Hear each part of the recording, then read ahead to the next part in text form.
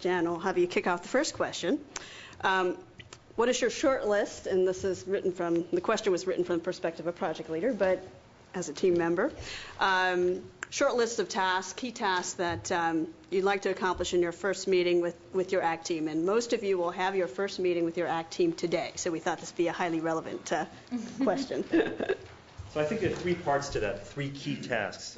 And one, if you look at page 7, 6 and 7 of your ACT volunteer handbook, I put a little square around team kickoff meeting, which is, step number 12 or 13 for a project. By the time, our team kicks off on biodesign, a lot of things will have happened already.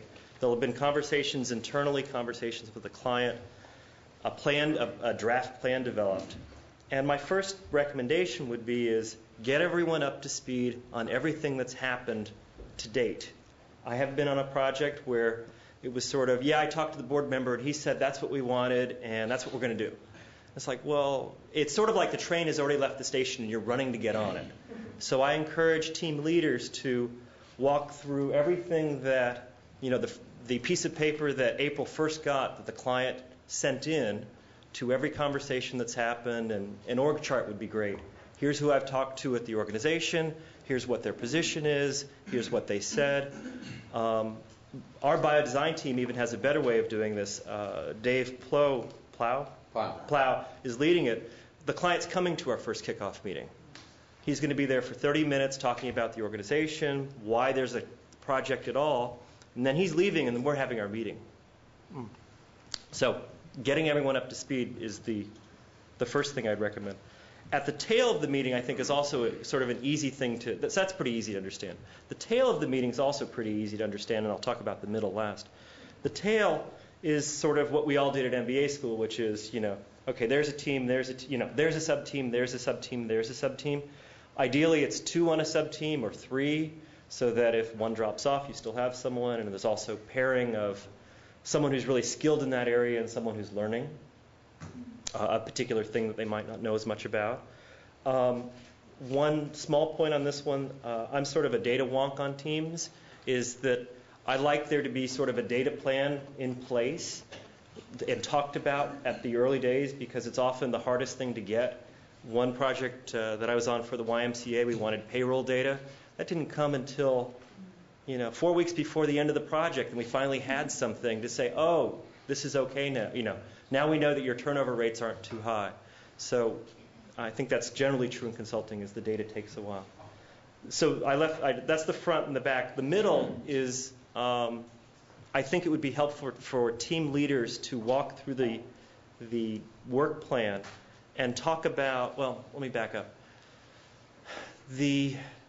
I would want to know, joining as a team leader, sort of take me through all the elements of the organization that you know about. What's the mission? What are they trying to do? How are they financed? Whatever the team leader thought about in advance in coming up with the work plan, what the client asked for clearly.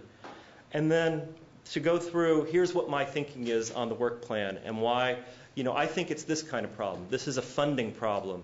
Or for biodesign, I'll give 2 examples. For biodesign, what I have read, and I've only read the summary and the what was marketed to volunteers, is that they've sort of accomplished their mission and they're looking for what to do next.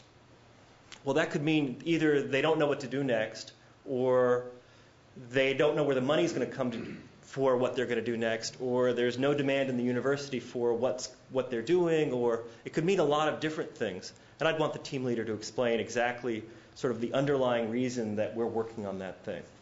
So that's the beginning, middle, end. I would just add that I think it's worthwhile very early in your effort to sit down and spend time together understanding what you know collectively and what you don't know.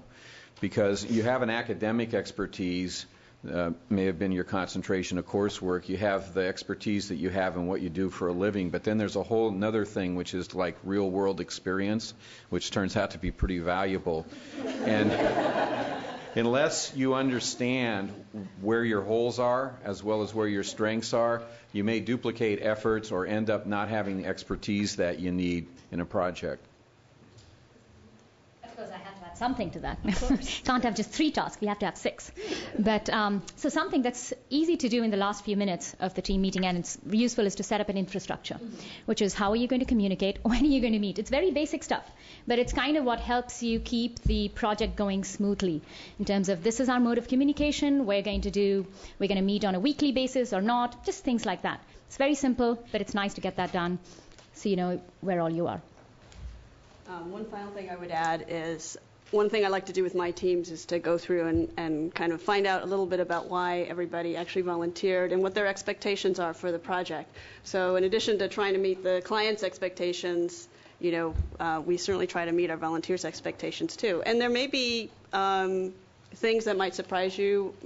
People may have volunteered because they want to learn about a certain area, or they're trying to make a career change, or what have you. And it's nice to know that, so you can give your team members those opportunities as they come up and not just rely on the people who actually have the expertise already.